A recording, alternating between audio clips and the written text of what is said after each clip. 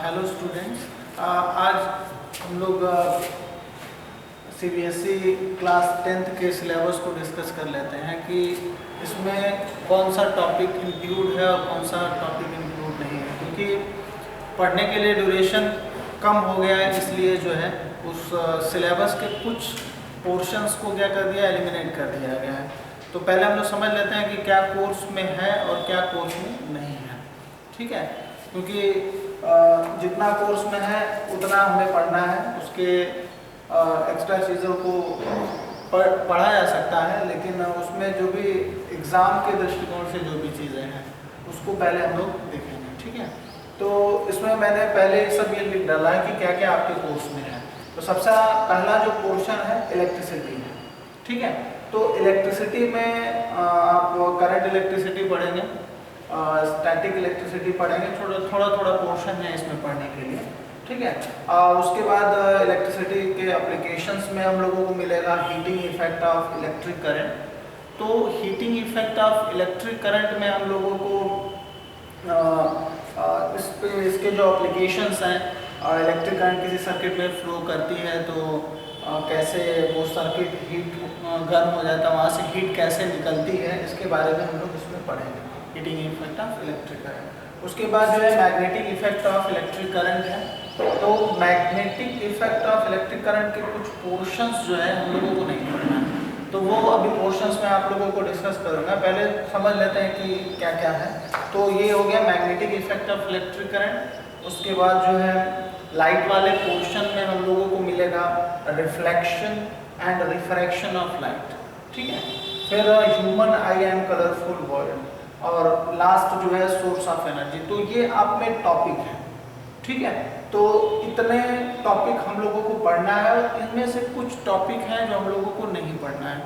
ठीक है, तो जैसे मैग्नेटिक इलेक्ट्रिसिटी का तो पूरा हम लोगों को पढ़ना है, heating effect of electric current में पूरा पढ़ना है।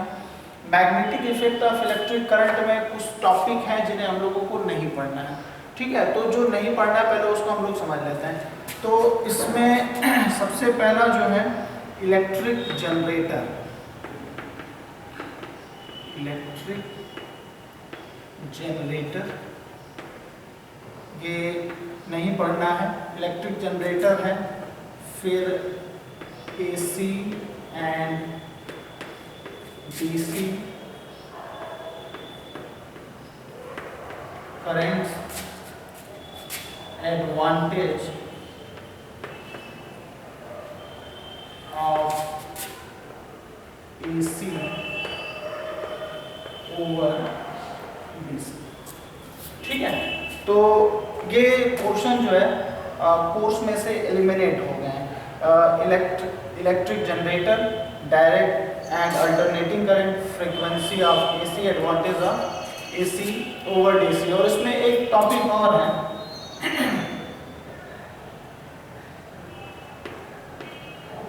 Domestic circuit.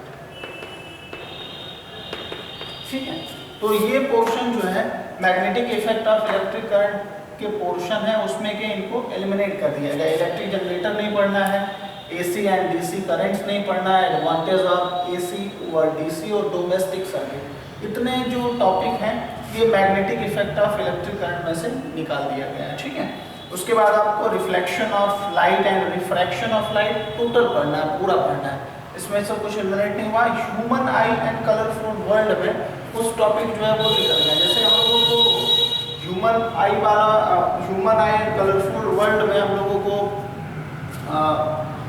प्रिज्म पढ़ना है, refraction through prism, scattering of light है, कैसे स्कैटरिंग होती है और उसकी नेचुरल फेनोमेना क्या है और उसके एग्जांपल्स क्या हैं, इन सारी चीज़ों को पढ़ेंगे।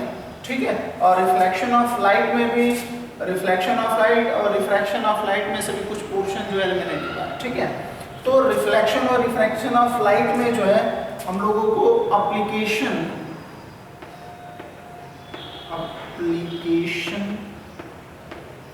ऑफ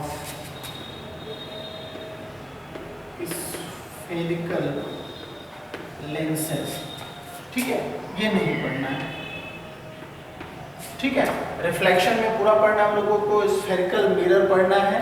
ठीक है, स्फेरिकल मिरर के एप्लीकेशंस क्या हैं, ये सारी चीज़ें पढ़ना है। लेकिन रिफ्रैक्शन ऑफ लाइट में लेंस पढ़ेंगे, लेकिन जो स्फेरिकल लेंसेज के एप्लीकेशंस हैं वो हम लोगों को नहीं पढ़ना है, ठीक है। उसके बाद आते हैं हम लोग human I and colourful world में। तो इसमें हम लोगों को प्रिज्म पढ़ना है। प्रिज्म से कैसे डिस्पर्शन हो रहा है, डिस्पर्शन ऑफ लाइट के बारे में डिस्कस करेंगे। जब उससे प्रिज्म से लाइट पास करती है तो 7 कलर्स में स्प्लिट हो जाती है, इसके बारे में पढ़ेंगे, ठीक है। उसके बाद स्कैटरिंग ऑफ लाइट को डिस्कस करेंगे। स्कैटरिंग ऑफ लाइट और उसके एग्जाम्पल्स क्या होंगे, नेचुरल एग्जाम्पल्स क्या हैं, ठीक है। और नेचर में आपको कहाँ कहाँ स्कैटरिंग ऑफ लाइट देखने को मिलती है, ठीक है। उसके बाद इसमें ह्यूमन आई वाले पोर्शन में जो है application of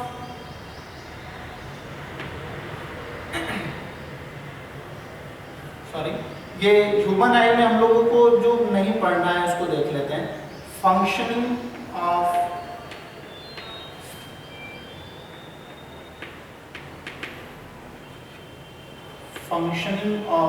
I, functioning of I, defect in vision and it's correction, ठीक है। तो इसमें हम लोगों को functioning of I, defect in vision and it's correction, ये हम लोगों को नहीं पढ़ना है, ठीक है। उसके बाद लास्ट वाला जो आपका टॉपिक आता है सोर्सेस ऑफ एनर्जी। तो सोर्सेस ऑफ एनर्जी में भी ढेर सारे टॉपिक्स हैं जो एलिमिनेट हो गए हैं, ठीक है। और कुछ टॉपिक पढ़ने जैसे एनर्जी पढ़ना है, energy different forms of energy, इसको हम लोगों को डिस्कस नहीं करना है, ठीक है। तो जैसे डिफरेंट फॉर्म्स ऑफ एनर्जी हो गया, conventional, non conventional sources of energy, wind energy, biogas, sea energy, ठीक है। तो ये डिफरेंट फॉर्म ऑफ एनर्जी पहले के कोर्स में पूरा डिटेल में डिस्कशन होता था, इसके बारे में पढ़ते थे, इसका क्या एप्लीकेशन है, इसका क्या एडवांटेज है, क्या इसका डिसएडवांटेज है, ये सारी चीज़ें हम लोग पढ़ते थे। लेकिन इसमें जो है इसको एलिमिनेट कर दिया गया। जैसे सोर्सेस ऑफ एनर्जी में क्या नहीं पढ़ना हम लोग को, डिफरेंट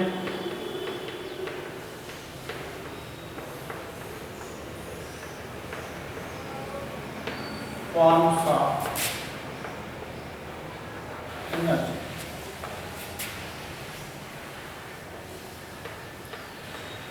कन्वेंशनल and non-conventional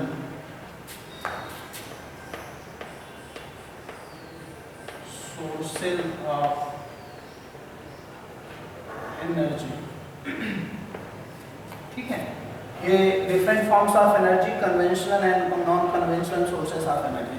तो इसमें डिफरेंट फॉर्म्स ऑफ एनर्जी में जैसे मैंने आपको बताया, जैसे टाइडल एनर्जी है, विंड एनर्जी है, न्यूक्लियर एनर्जी है, इन चीज़ों के बारे में हम लोग को डिस्कस नहीं करना है, ठीक है। ये सब कोर्स से एलिमिनेट कर दिए गए। तो ये रहा हम लोगों का पूरा जो है सिलेबस, ठीक है।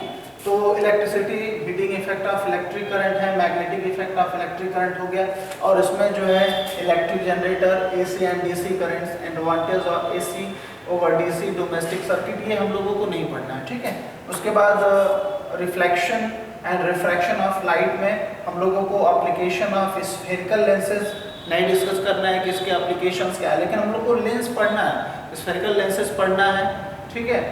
स्फेरिकल मिरर्स भी पढ़ना है, स्फेरिकल मिरर के एप्लीकेशन भी पढ़ना है, लेकिन एप्लीकेशन ऑफ स्फेरिकल लेंसेज नहीं पढ़ना है, ठीक है। उसके बाद human eyes and colourful world में ये पोर्शन हम लोगों को नहीं पढ़ना। Function of I and defect in vision and it's correction, ये नहीं पढ़ना है, ठीक है। और प्रिज्म वगैरह जो है इसमें डिस्कस करेंगे हम लोग। और लास्ट में जो सोर्स ऑफ एनर्जी में, तो सोर्स ऑफ एनर्जी में एनर्जी के बारे में डिस्कस करेंगे, और कुछ फॉर्म्स ऑफ एनर्जी हैं उनको डिस्कस करेंगे। तो डिफरेंट फॉर्म्स ऑफ एनर्जी नहीं पढ़ना है हम लोगों को, conventional and non conventional sources of energy को नहीं डिस्कस करना है, बायोगैस को नहीं पढ़ना है, न्यूक्लियर एनर्जी के बारे में नहीं डिस्कस करना है। मतलब ये सारे जो है कोर्सेज में से एलिमिनेट कर दिए गए हैं टाइम को देखते हुए, कि क्योंकि ज़्यादातर टाइम इस पैंडेमिक में जो है वो यूटिलाइज नहीं हो पाया स्टडीज़ के लिए, अब ऑनलाइन क्लासेस मिली हैं पढ़ने के लिए, तो इसलिए कोर्स को एलिमिनेट कर दिया गया ताकि जो है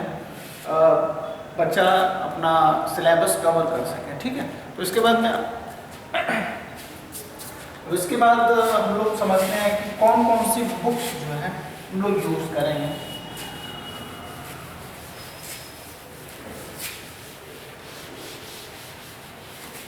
तो बुक्स में तो एनसीईआरटी तो बेसिक है, वो तो रहेगी ही, एनसीईआरटी तो मोस्ट इम्पॉर्टेंट हो गया। उसके अलावा जो है साइंस बुक आपको अगर पढ़ने का मन हो तो इसमें 2 किताबें मैं आप लोगों को बताता हूँ, वो आप पढ़ सकते हैं और बहुत अच्छी उसमें थ्योरी वगैरह दी, एग्जांपल्स भी अच्छे समझाए गए हैं। तो सबसे पहला जो है foundation physics, foundation physics bye H.C. Verma. ठीक है, तो फाउंडेशन फिजिक्स ये बुक मिलेगी आपको बाय H.C. वर्मा। ठीक है, दूसरी अगर बुक हम लोगों को पढ़ना है तो एस चंद पब्लिकेशन की है। ठीक है, एस चंद पब्लिकेशन की फिजिक्स जो आप पढ़ सकते हैं। तो बेसिकली आप अगर इसको ले लेते हैं तो आपकी जो फंडामेंटल जो प्रॉब्लम्स होती हैं, जो बेस आपको समझ में नहीं आता है, तो थियोरेटिकली जो है ये बेस्ट होगा, तो आप फंडामेंटल फिजिक्स को यूज़ कर सकते हैं। अदरवाइज आप एस चंद पब्लिकेशन को भी यूज़ कर सकते हैं, लखमीर सिंह इसके राइटर हैं। ठीक है, तो ये दोनों जो है आपको जो इच्छा करे वो ले सकते हैं।